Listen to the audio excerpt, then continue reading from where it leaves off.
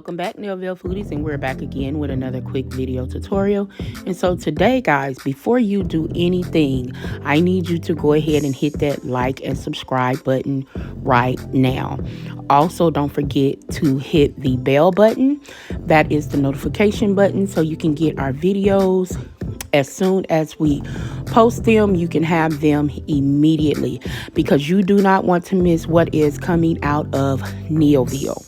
And so today, guys, I wanted to do something different. So if anybody ever went to like a barbecue place and requested burnt ends, and that's where they take and cut up a brisket and they kind of flavor it with barbecue sauce, smoke it, all of that. Well, I wanted some burnt ends, but I ain't finna buy no hot brisket, okay? So we're going to do what is called poor man burnt ends. And we're going to be using a chuck roast. And for my ingredients, I would say it's over 5.5 pounds of chuck roast. Of course, you don't have to use that much, but, you know, I have a family of boys. And so we have our barbecue, our brown sugar, our mustard. We have our sweet pepper seasoning, of course, salt and pepper, all of those things. And so what I'm getting ready to do now, as you see, we're going to go ahead and cut up our chuck roast into cubes. Now, most people would probably go ahead and season it and then put it in the oven and then cut it up when it's done. But I wanted seasonings on every part of this chuck roast. So what I did, I cut up both chuck roasts and then I cut them into about 1-inch cubes. They're not all perfect, but that's okay. That's okay. They still all gonna be tender. And so once we got that cut up, we went ahead and transferred all of that to a bowl. And then we did our second one as well. And then we got out our mustard. And we're just using mustard as a binder because, you know, you will not taste the mustard. This is just to make the seasoning stick onto your meat. And so after we did the first layer, we went ahead and put in our second chuck roast. And now we're putting mustard on it as well. And then we want to go ahead and season it with salt and pepper. Guys, now I'm adding liquid smoke because you're supposed to smoke this. I don't have a smoker. I have a charcoal grill, but we can't grill at our apartment complex. So this is the oven way, the quick way. I ain't gonna say quick because it wasn't quick, but this is just a better way for someone who doesn't have a smoker if you don't want to put it on the charcoal grill. And so we took that liquid smoke. I put about 2 tablespoons of liquid smoke in with that meat to kind of give it a smoky flavor to mimic as if it was on the grill. Now, it's not going to taste like it's been on the grill, but it will have a smoky flavor. And now I'm mixing up that meat, but I'm also adding some Worcestershire sauce. And because when I looked at it after I mixed it, I said, it's still a little dry to me. So we did add some Worcestershire sauce. And honey, it's your kitchen. Add as much or as little as you want. And now we're just going in and just kind of mixing it. I am going to get in there with my hands because we know that your hands is the best tool to use. Adding my salt and pepper. Now, I've heard that it's a cardinal sin if you do more than salt and pepper. But y'all know me. And what's my saying? Once again, it's my kitchen. I do what I want.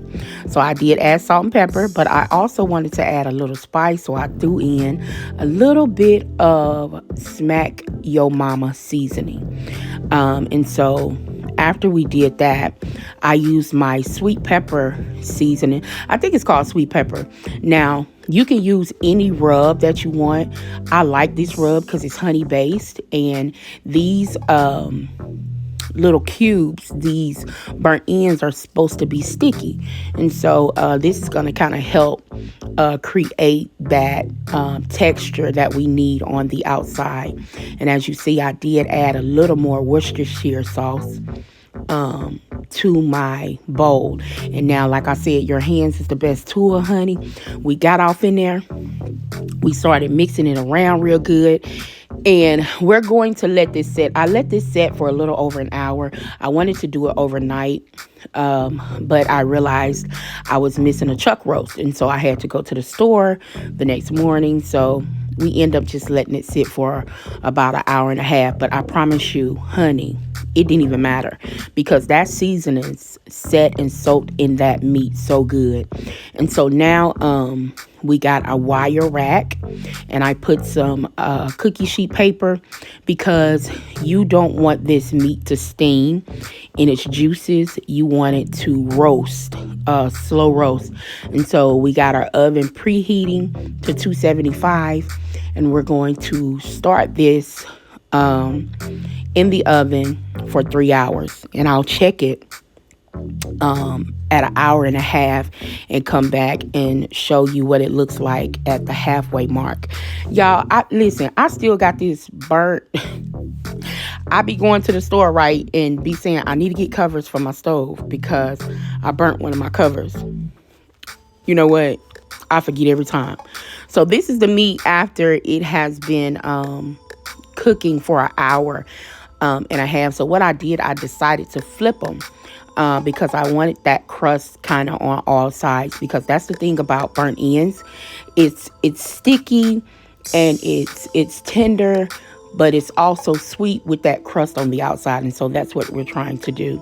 And this is after it has been in the oven for 3 hours. Now, it is not complete, guys. This is over 5.5 pounds of chuck roast. So I am going to cook this for another hour. But what I'm going to do first, I'm going to transfer it in a 9x13 pan. And once we do that, we're going to add about 6 tablespoons of butter, because they use the butter on the brisket to give it that glaze and that crispiness that it needs. And then we're going to take about a half a cup of brown sugar, and you can use more. I just kind of held back on that because I am also using the Sweet Baby Ray's honey barbecue sauce. Man, y'all, that's my favorite barbecue sauce. But anyways, they ain't paying me for this, so that's all I'm saying.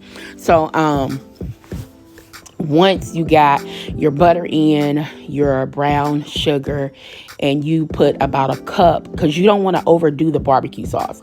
You want these sticky. You don't want them cooking inside of that sauce. And what's going to happen is, after I mix this together, guys, I'm going to put this back in the oven, and I'm going to cover it.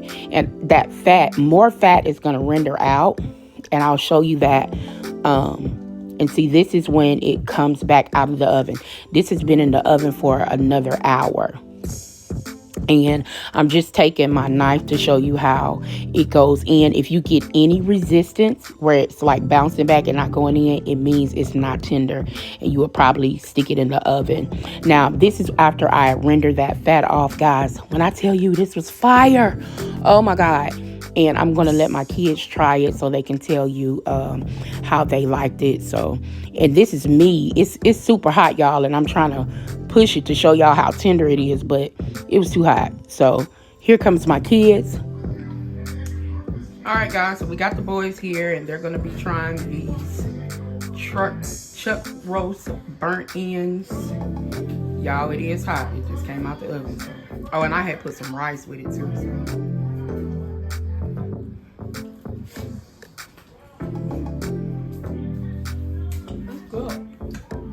I like it.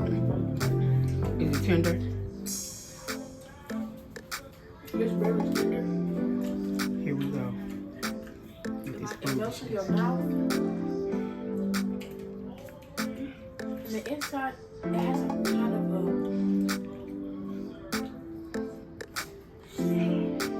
exactly. A beef. Right, beef flavor.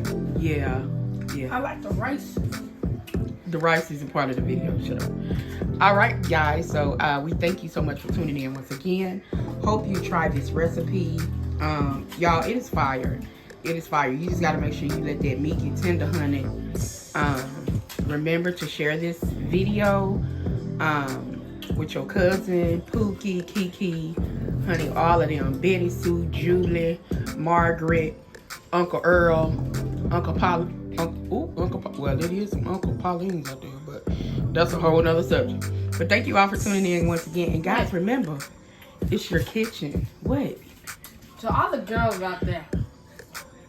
Remember, guys, it is your kitchen. I'm free to know. Do what you want. I'm free to